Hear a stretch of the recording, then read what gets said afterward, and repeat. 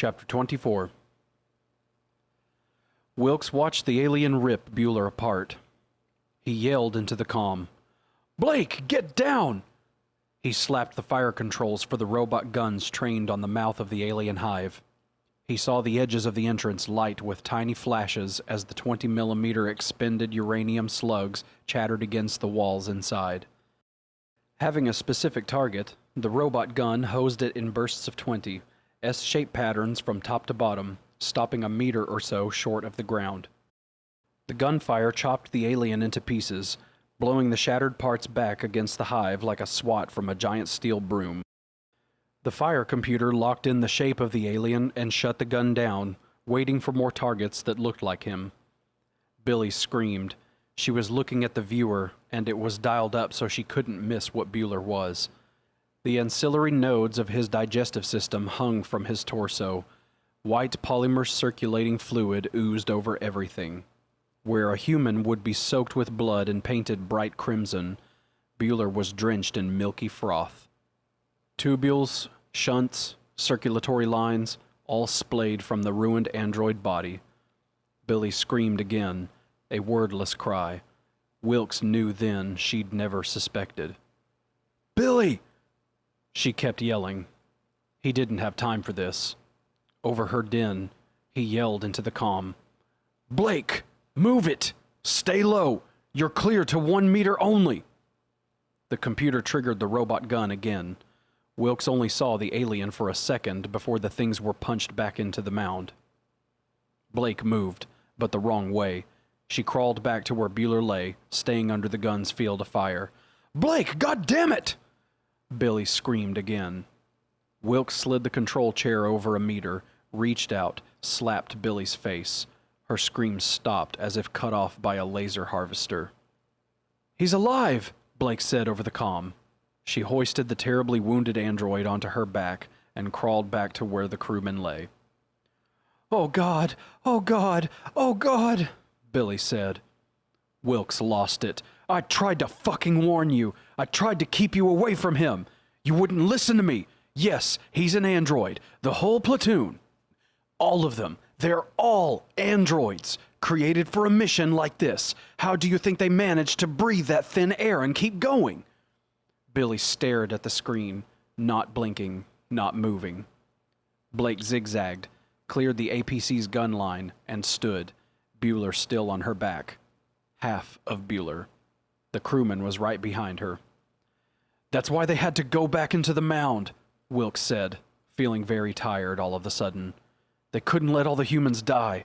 It's the first law." Billy stared straight ahead. "They're faster, stronger, cheaper than we are to maintain. Some people didn't like working with them, so the new experimental models were made to pass for human. They eat, drink, piss, act, and even feel like humans. They can hate, fear, love, just like we do. From the outside, even an expert can't tell. Everything external looks just the same. But I guess you know that, don't you?" Finally, she turned to look at him. He could see her pain. It went all the way to her core. She had fallen in love with an android, had slept with him. For some people, that would be the same as falling in love with a dog or a farm animal and having sex with it. "The pirates didn't know," he continued. "That's why the aliens weren't in any hurry to attack the Marines and use them for incubators. Their flesh wouldn't support the babies. They look the same, feel the same to the touch, but apparently they don't taste very good. I'm sorry, kid." When she spoke, her voice was as cold as deep space. "Why didn't you tell me, Wilkes? I tried. You didn't want to hear it. You never said anything about androids. By the time I realized I should, it was too late. What was I supposed to say? You're in love with an artificial person? He was born in a vat and put together like a puzzle by a bunch of androtechs? You wouldn't have believed it. You should have told me." "Yeah, well, my life is full of things I should have done and didn't. This mission is screwed, and we're leaving. The rest of it we sort out later." Billy turned back to the screen. Blake and the crewmen had what was left of Bueller cradled between them and were approaching the APC at a quick jog. Behind them, the mouth of the alien's nest erupted with dozens of the things. The robot gun worked its deadly magic, hammering the creatures with chunks of armor-piercing death, battering them to pieces. Still they boiled forth like angry fire ants, ran into the wall of metal, and shattered against it. Dozens, scores, hundreds of them. They kept coming. The robot gun was state-of-the-art. It locked onto the acquired targets, calculated for local gravity, windage, movement, then fired efficiently and dispatched them. But no matter how efficient a weapon, it could only live as long as it was fed. The last of the ammunition ran through the electronic machinery. The control panel lit with a flashing red light. The gun, said the computer, was empty. Since further identified by image targets were in evidence, the computer hereby advised the primary operator that reloading was now required for continued operation. Since the spare ammunition module had already been expended, the primary operator was hereby notified that additional modules would have to be manually inserted for continued operation. Meanwhile, the system would remain on standby, identifying and tracking IBI targets. Wilkes shook his head. Bad news.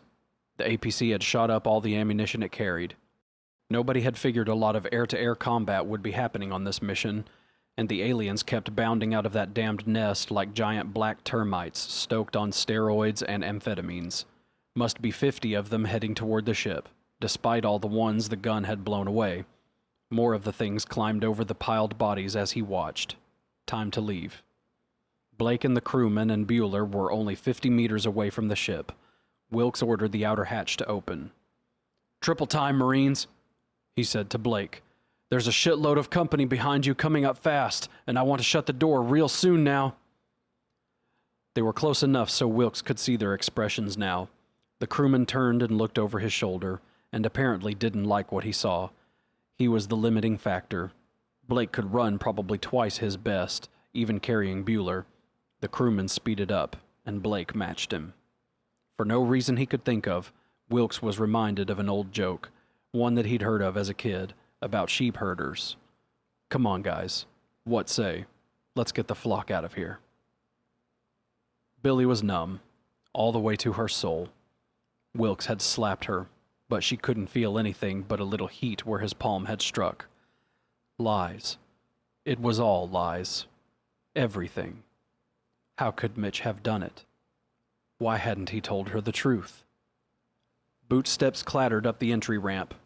They were here. Blake entered the cabin. She squatted and carefully eased Mitch onto the deck. There was an aid kit on the wall, but Blake passed it and pulled a plastic box from a cabinet instead. Of course, a human aid kit wouldn't help. The crewman said, "Go, man. Get us the hell out of here." Wilkes was in the pilot's seat. "Strap in," he ordered. Only the crewman hustled to obey. Billy stood over Mitch. His eyes were closed. He ended at the waist, and what spilled from his torso was ugly to look upon. "Sit down, Billy!" She still didn't move. Mitch opened his eyes. For a moment they were unfocused, but then she saw him recognize her. I'm sorry, Billy," he said. His voice bubbled, as if he were talking underwater. I was going to tell you," he gasped, trying to get more air to work his voice. Blake had the box open. She pulled several small electronic devices out and slapped them against Mitch's shoulder and chest. Another one on his neck, yet another to his temple. She ran a tube from a plastic bag of clear fluid into the device on his neck. The liquid began to flow through the tubing. Blake pulled a plastic can out and sprayed a bluish foam all over the torn waist. The foam crackled and bubbled and quickly settled into a thick film that changed from blue to a bright green, coating all of the exposed nodules and tubing. "Is he going to die?" Billy asked. "I don't know," Blake said. "His system valves have shut down all the torn circulators, and the self-repair programs are running. It's a lot of damage, but we're designed to withstand a lot." "Sit the fuck down!" Wilkes roared. "We've got to lift, now!" Billy moved to a seat, still watching Blake work on Mitch. Blake hooked one hand under a stanchion, the other she put against Mitch's chest. "I'm anchored," she said, "and I've got him held stable. Go." Wilkes cycled the hatch closed and initiated the lift program. The ship's propellers cycled up, whining as they came online. "Sequencing for liftoff," he said. "Stand by." Something slammed into the APC, hard enough to jolt the vessel, to make it ring with the impact. "Shit," the crewman said. More impacts. 3, 5, 10 of them. "They're all over us," the crewman yelled. "Fuck 'em," Wilkes said. "We're gone." He punched a control. Nothing happened. "What the hell?" the crewman began. "One of them is blocking a thrust skirt tube," Wilkes said. "The computer won't fire it. I have to go to manual." There came a screech as metal tore. "They're digging through the hull," Billy said. "That's impossible," the crewman said. Another grinch of metal being clawed by something harder than it was. Wilkes tapped controls. The APC shook, but lifted, wobbled a little, but rose slowly. Went up a couple 100 meters. Billy could see through the forward screens. "All right," the crewman yelled. "We're too heavy," Wilkes said. "We'll have to shake the fuckers off." The ship lurched, dropped, twisting to port as though a heavy weight had landed on that side. A siren began screaming from the control panel.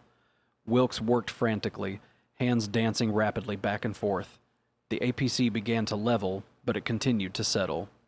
"That's the left propeller," Wilkes said. "Emergency brake lock. Something is inside the housing. I can't override." But the housing is armored," the crewman said.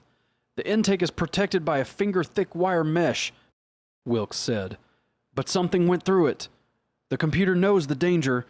The carbon-boron blades are supercooled. They're brittle. They hit something bigger than a few grams, they'll shatter and blow us to pieces.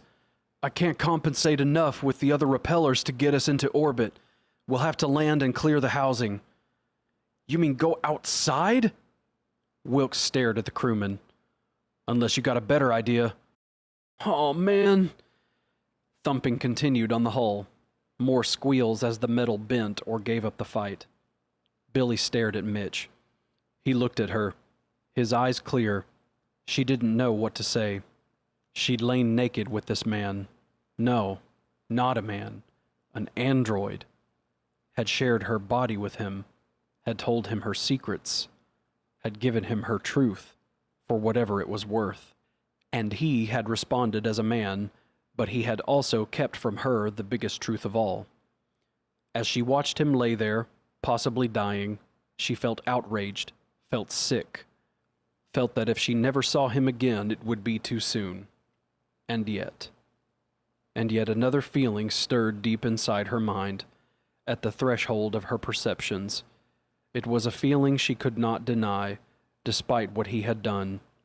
She didn't want to look at the thing looming there, didn't want to know about it, didn't want to acknowledge it.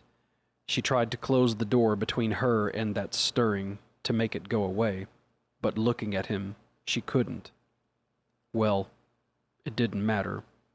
They were all going to die here. It wouldn't be long before the aliens clawed their way in. Billy looked at the weapons Blake still carried. Wilkes wouldn't let the things take them alive. It would be quick, if it came to that. So it didn't matter what she was feeling about Mitch. No, nothing mattered. Her short and mostly unhappy time was about to come to its end. Except for the few hours when she'd thought Mitch was other than he'd turned out to be, it hadn't been much of a life. Maybe she should tell him that, since they were going to die. Or maybe not. What difference did it make? The APC reached the ground, settled unevenly. "Maybe we crushed a couple of them underneath," Wilkes said. Billy stared at him. That didn't matter either. They were all going to die. The way she felt at the moment, it would be a relief.